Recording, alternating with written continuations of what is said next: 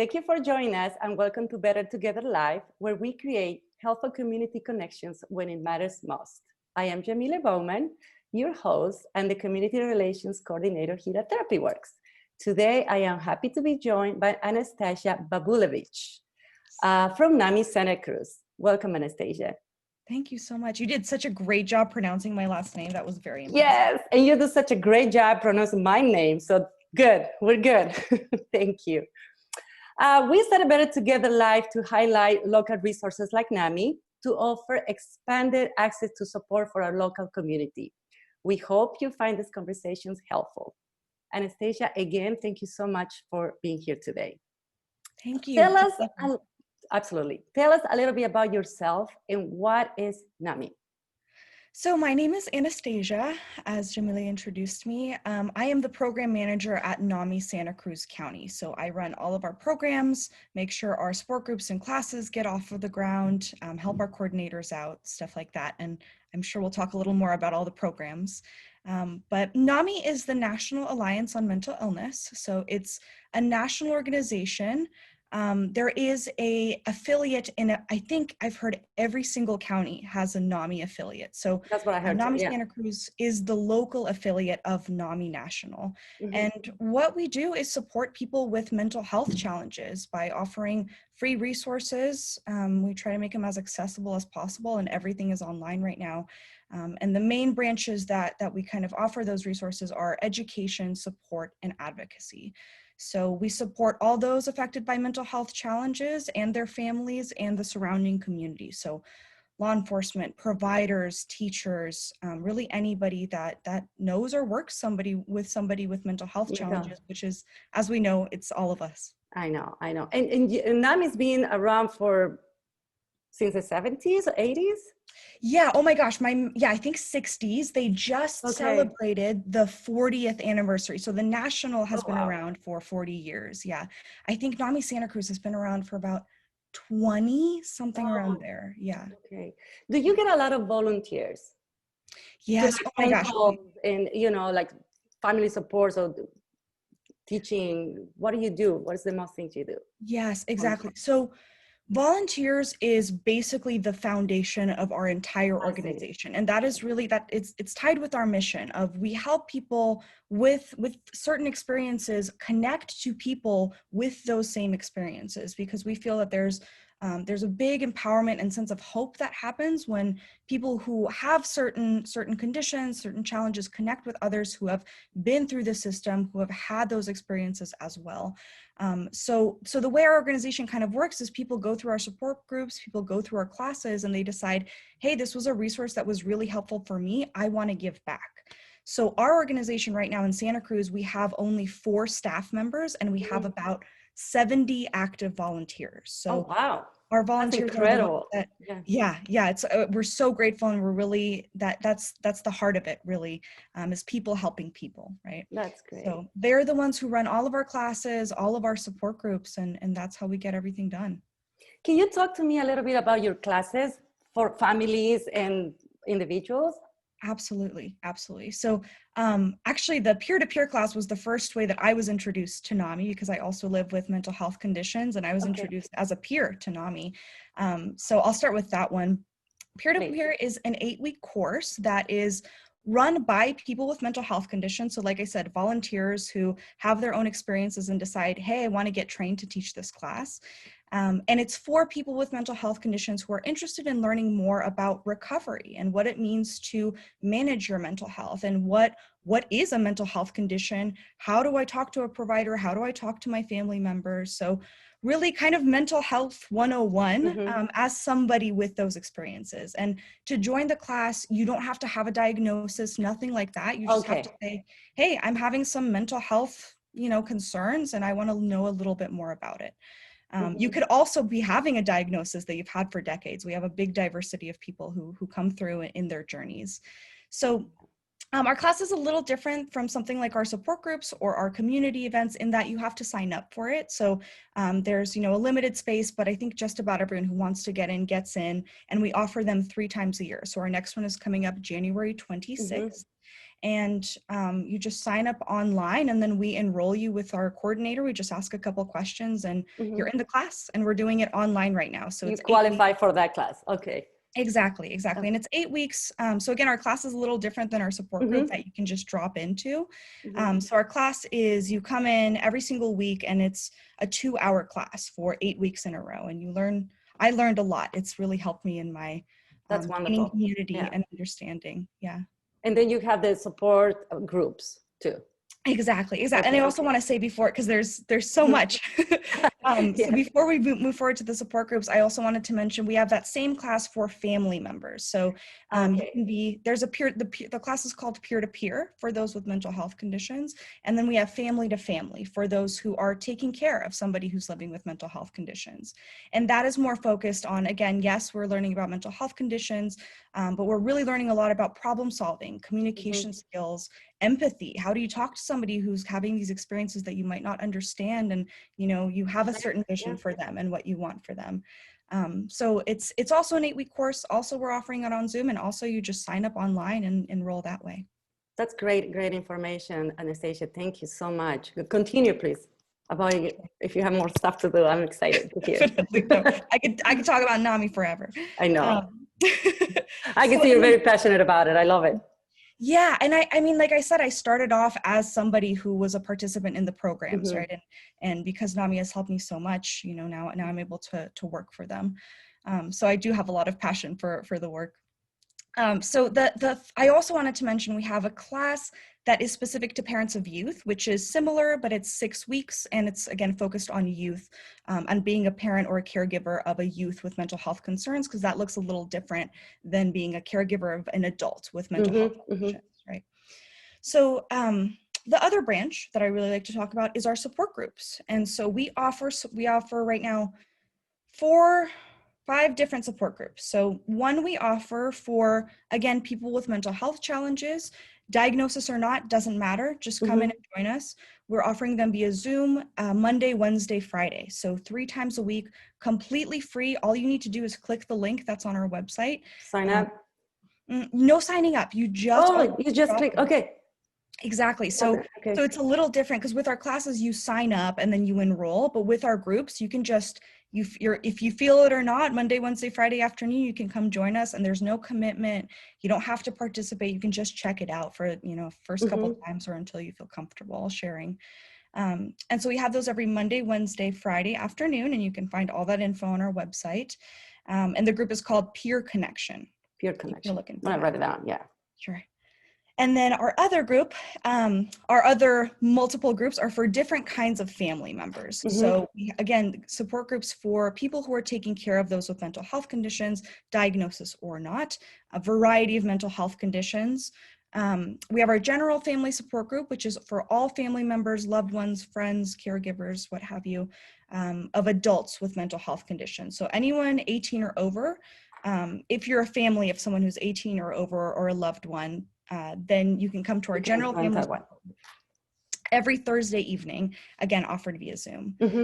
The other one we have going on right now is for parents of youth. So again, just like that class, NAMI basic class, we have the parents of youth support group. Currently, we're offering that one once a month, hoping to increase that soon, because we're seeing the attendance go up. And that one happens every second Wednesday of the month. And we also offer a Spanish family support group. So for Spanish-speaking family members. Muy bien. Sí. Yes, and we're really growing our Spanish programs right now, and looking for more participants who can help us develop those. Perfect. This is great. And are you finding, because of what we're living, this world is living right now with the COVID, are you finding people calling more for support, depression, anxiety? Yeah, I would say in the beginning, I think we definitely had like this big surge of calls. And I think, yes, the kind of calls that we're getting now is more focused on, people being affected by coronavirus. So there's a lot more anxiety, I think. There's a lot more trouble with housing, right? Because of that. And housing as we know it in Santa Cruz is already difficult. So gotten a lot of calls about that. So I would say, yeah, there's been a lot more calls. More inquiries. Absolutely. Wow, that's incredible. Um, what you like the best working at NAMI? I know you're very passionate about it, but it must be something that you're like so attached to it. Would you mind Yes. to share that with us? Sure, sure. So I mean, the first thing that pops to mind is really just the people. And I think for me, my journey began as someone who's diagnosed with bipolar disorder. Mm-hmm. There's a lot of stigma in society of what It that is. looks like, right? Of like what Absolutely, yeah. somebody who has a mental illness, what they look like, and you know what class they're in, and all kinds of things, which I felt like growing up, I was like, oh well, I can't have a mental illness because I don't look like any of those things, right? Mm-hmm. Right.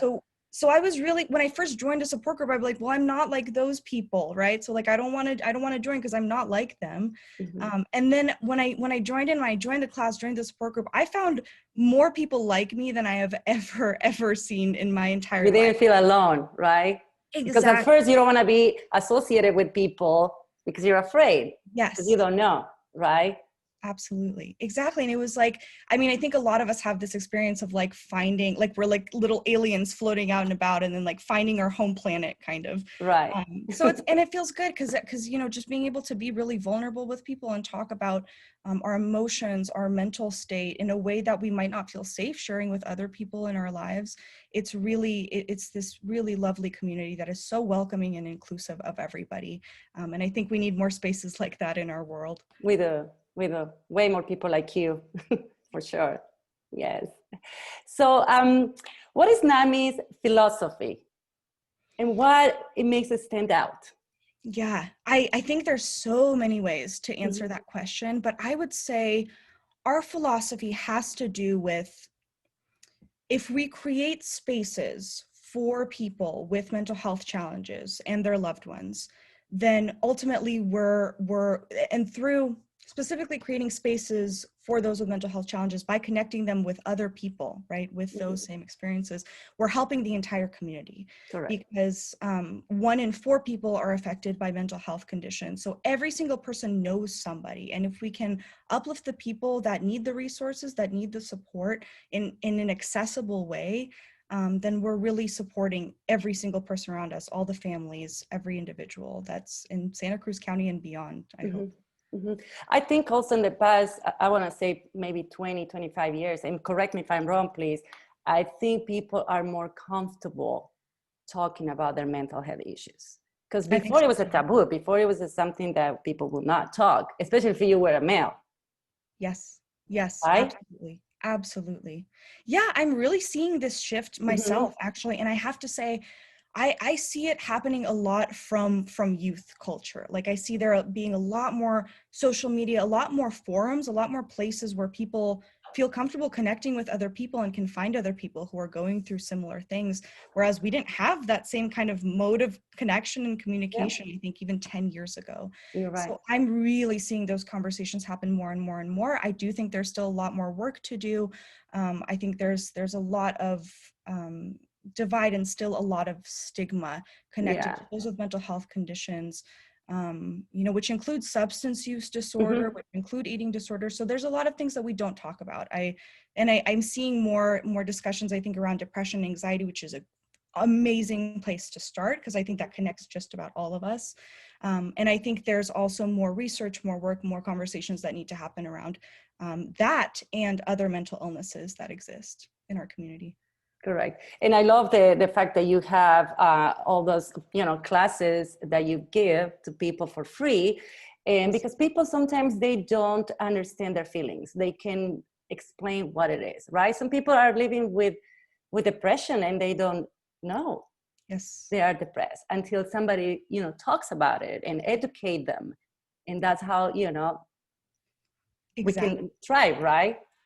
Exactly. And that's the heart of it, right? Mhm. Is just getting the education out there so that people have a language to talk about what they're going through, to connect with other people who are experiencing this similar warning signs, similar mental health conditions, to have that connecting point. It's really important to just know what that is first and foremost. So yes, it's really important to us to keep our classes as accessible as possible too, because we know how hard it is to find that information out there. And often when you find a resource or find some information, there's hoops you have to jump through, right? Like your insurance or Oh calling yeah. someone whatever, right? So it's really important for us to get that information to as many people as possible. needed. Yeah. And Anastasia, what are you doing?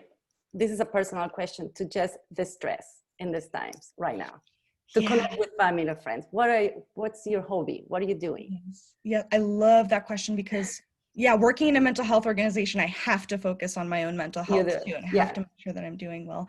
And I think in my experience, it's been really important to have like a toolbox, where it's like, sometimes I wake up and I'm just like, I can't even get out of bed, but I have to do something. If I say like, I'm just going to stay in bed today, I still have to do something for myself that will maintain my mental health, right? Mm-hmm. So I have kind of like this tier almost of like, okay, when I can't do anything else, I'll do my deep breathing, for example. That's been lifesaver. Like in the moment, if I need something right here, right now, I can take a minute, 2 minutes, 3 minutes to do deep breathing, and it resets my brain entirely.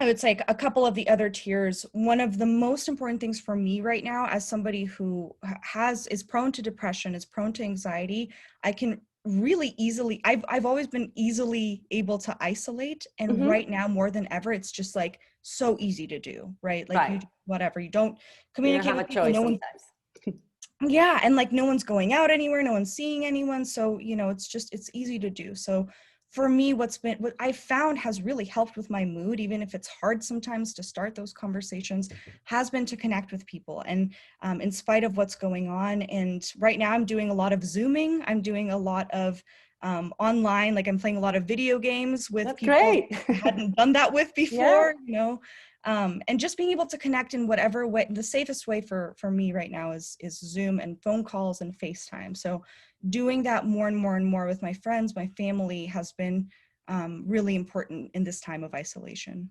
Great, that's wonderful. Yeah, take some time for yourself. We often forget that we also count, right? We're so busy with work, family, we forget about us, and it's important to just take a moment and breathe. So keep doing that. For sure. So true. Thank you.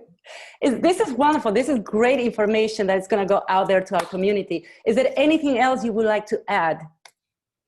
Is there any question that I'm missing? Please. Yeah, sure. Well, I want to say we also do a program called Ending the Silence. So if there's any teachers listening out there right now, we do a program for middle and high school students where we just come in and we talk about mental health. And it's like, again, it's a free presentation. We can do it in any classroom, 45 to 90 minutes. And it involves just mental health 101 and a youth sharing their story of what it's like living with mental health challenges. And I've seen that be really helpful for a lot of youth who are struggling right now, because it's hard. It's hard for all of us out there. And I think especially being a middle or high school student with all the pressure that is on you. Oh God, yeah. So please contact me. Again, you can find all of our information on the website. I'm sure you'll put my email up there. Yeah, but you feel free to please share your information so people can contact you, reach you. Yeah, absolutely. Sure, absolutely. So I would start off with our website, which is NAMISCC.org. It stands for National Alliance Mental Illness Santa Cruz County.org. So that's NAMISCC.org. Our phone number is 831-824-0406. And my email is my name, Anastasia, at NAMISCC.org. Please feel free to reach out to us in any one of those ways.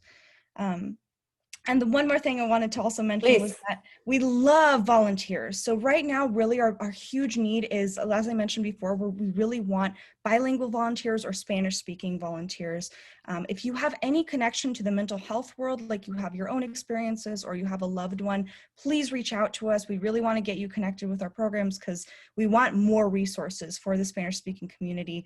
We're really trying to grow those programs and have as many programs for Spanish speakers as we have for English speakers in our county, because we know that's so important. It is very important. Yeah, for sure.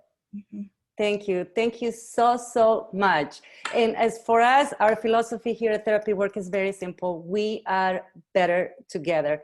Everything we do, Anastasia, is to support our community. And we know that sometimes making the first call is not easy, but when they do, we are here to help and support. If you want to learn more about Therapy Works, visit us at mytherapyworks.com. And thank you again for being here with us. Thank you so much for having me. It's been a pleasure. Thank you, Anastasia. You take care and have a wonderful rest of the day. You too. Okay.